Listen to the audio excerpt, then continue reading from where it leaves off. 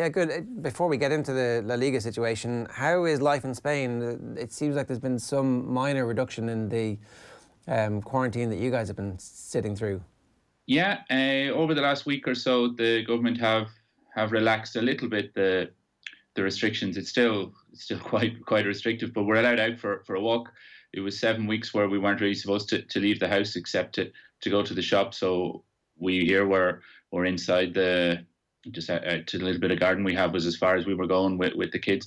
Whereas now you're able to bring them for a walk. Went out for a run for the first time in 7 weeks at the weekend as well. So bit by bit, there's a feeling of things opening up. Obviously, it depends on how things go, and there's still most of the shops are closed. Most people are working from home, the people who can. But there's a feeling maybe that heading out of the restrictions and hopefully that things are heading in the right direction. And is that contingent on the figures continuing to come down? And what has the trend in the figures been like over the last couple of days?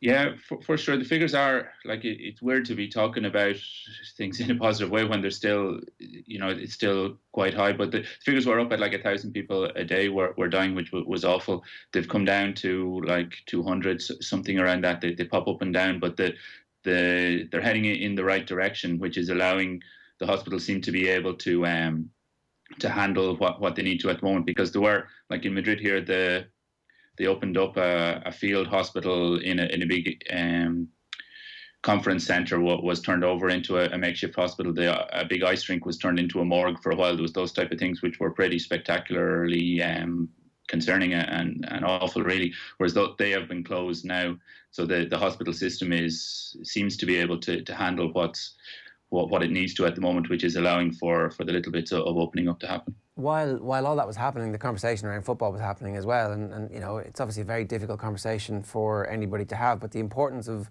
football as an economic driver in Spain kept being spoken about. So it was like a significant number of jobs, a significant amount of money that will help to restart the economy from a television perspective, from a revenue perspective, even from the gambling companies. They were like, look, this is all very difficult for us to talk about, but we kind of need to get this back up and running.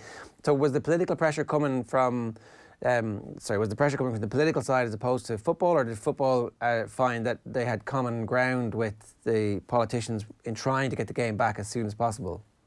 Yeah, more the second one, I'd say. Like La Liga president Javier Tebas is a very smart guy, and he was out in front of it really. That as soon as everything shut down, he was talking about how important football was, how much it's like 1.3% of the entire GDP of the country.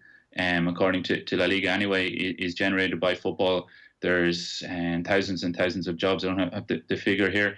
And he was quickly saying that we're going to have to bring it back. If we can't play these 11 games that are left, it's going to be huge, that clubs are going to go out of business, that it's just unsustainable to have it. We saw at Barcelona there was a bit of a row between the players and the board over how they were going to impose wage cuts, and the players ended up kind of taking over that as well, which was huge news here. It was like headline news. So football was front and centre in how maybe society was dealing with coronavirus, or the impact that it was having on different parts.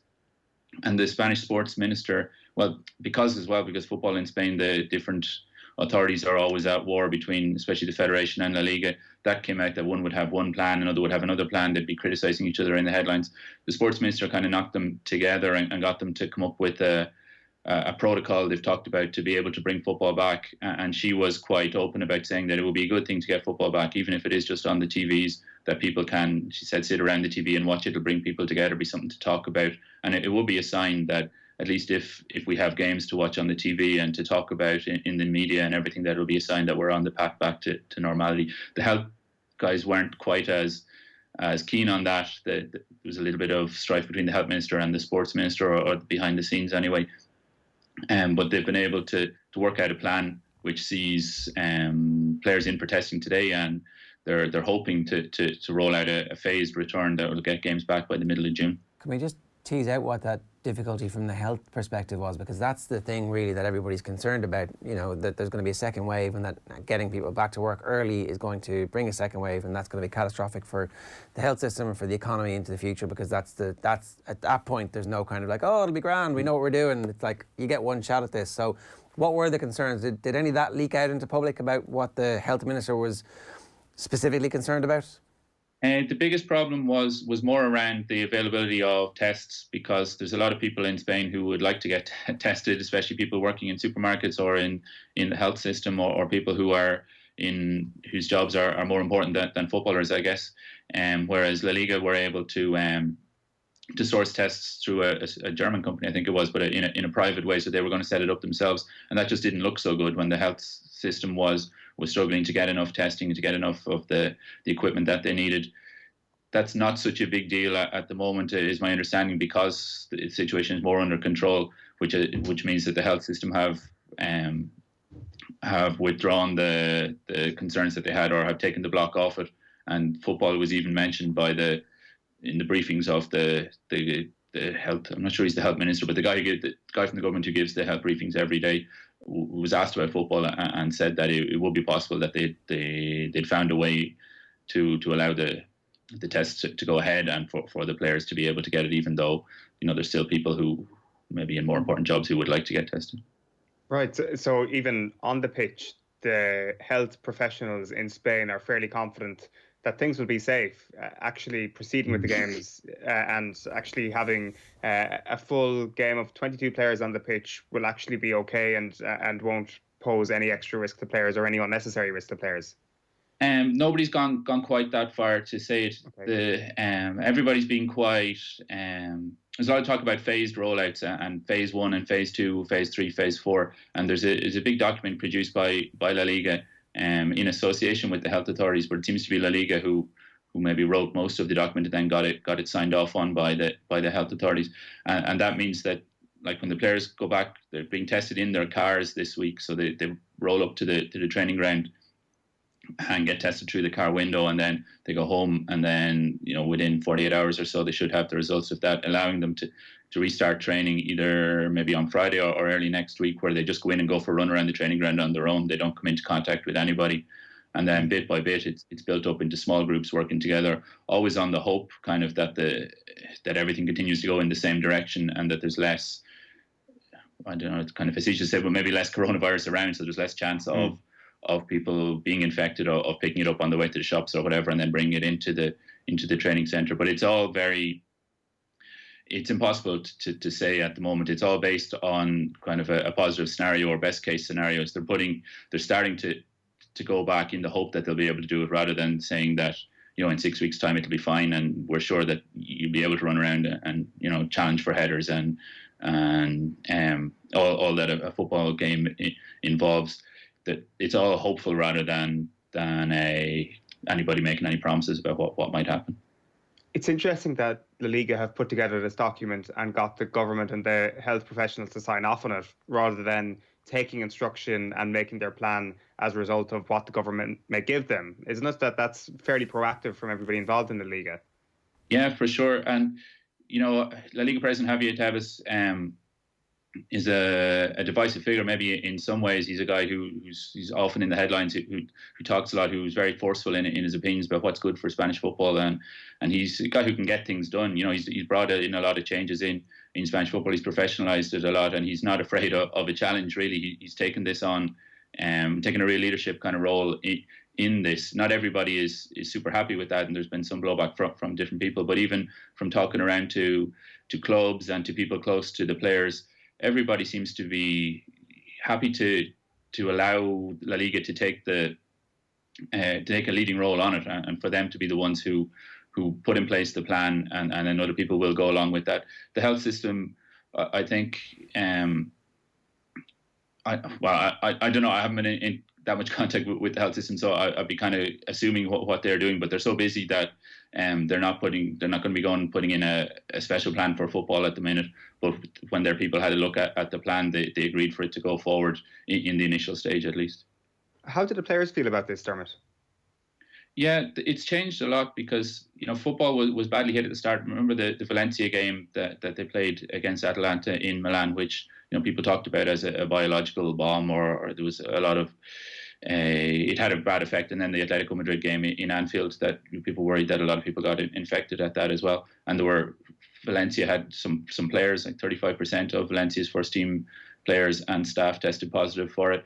So there were a lot of people saying, footballers can't be the guinea pigs for this, or footballers are, we all have families too. We have, maybe older relatives or family members who are in high risk situations, who have illnesses.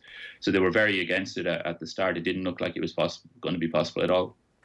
But bit by bit, as the weeks have gone past, and especially as over the last week, as things have started to open up here, the people I've been talking to anyway, close to the players, have said that the players, they realise that they have to get back to work, that their livelihoods depend on it, that they can't just say, that's it, we're not going to play, that's not a realistic option for them, really. There have been a couple of people, Rafinha at Celta Vigo, used to play for Barcelona, says he won't play until there's a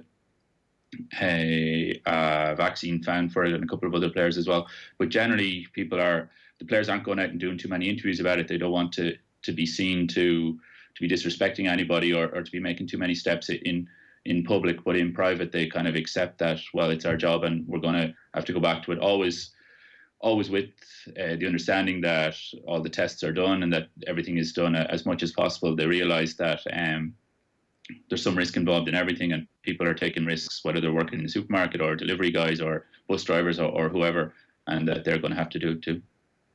When do you actually think there would be, under this plan, what's the likelihood of there being a game? At what date? Well, the hope is for the 11th of June has been talked about as a time where there might be a game, but it's very difficult to anybody who tells you for sure that that's going to happen, doesn't really know, because it all depends on what happens. But that's what they're working towards at the moment. And if the figures or the numbers continue to fall, and if the situation appears to be under control, there's talk of bars and restaurants opening up quite soon here. Shops are bit by bit, hairdressers are open here this week. So if things continue to go like that, and we're heading back towards some kind of, the new normal, as people are kind of saying about it a little bit, then it seems possible that there might be games within the month of June. Which would be an incredible turnaround from where we were 3-4 weeks ago. Yeah, it's going to be weird. Like I spoke to, just for one of the piece I did for The Athletic, I spoke to a guy from a fans group, and they're against it. Like the idea of playing the games behind closed doors, he talked about it as like a reality TV show more than a football league. That it's just going to be different. Like even to imagine, how the players, what motivation they're going to have, what happens when maybe some of their squad members can't play because they're in quarantine and they have to play itself. It's going to be really unique kind of situation if it does happen to roll out. It's going to be fascinating to see. Everything is kind of weird at the moment to be talking about it like this, but the hope on the behalf of La Liga and on behalf of the clubs and of a lot of the players is that they're willing to get involved in the process and to push it forward and to move in that direction and to try and play the games.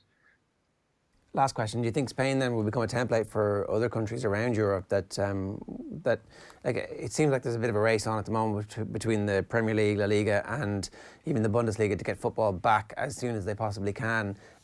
I guess those football authorities and those health authorities are looking at what everybody else is doing to try and see what the best practice is or what mistakes are being made. Yeah, for sure. Like you saw at Crystal Palace, a chairman, I think, is it Steve Parish? He was talking about how football needs to come back as well in England, and using La Liga and using Javier Tebas as an example of people who were working towards it and something that they would like to follow. Yeah, like we've been watching very closely what's going on in Germany here, who are a little bit ahead with the tests, and we saw Kalou yesterday maybe making a little bit unfortunate video, and that could have a setback. And everybody is watching everybody else, but there's a feeling, I guess, in Spain and I guess in England, in lots of leagues as well, that football can't. If the games aren't played, the football is going to be very difficult to survive. It's going to have huge consequences. Clubs are going to go bankrupt. Players' contracts are going to just have to be terminated. And they don't want that to happen at all. So they're trying to find a way to avoid that. And if it does work in Spain, then I guess other people will try to follow that example. All right. Good stuff. Thanks very much for joining us this morning, and stay well. Thanks a million. Yeah, you guys too. Nice to talk to you.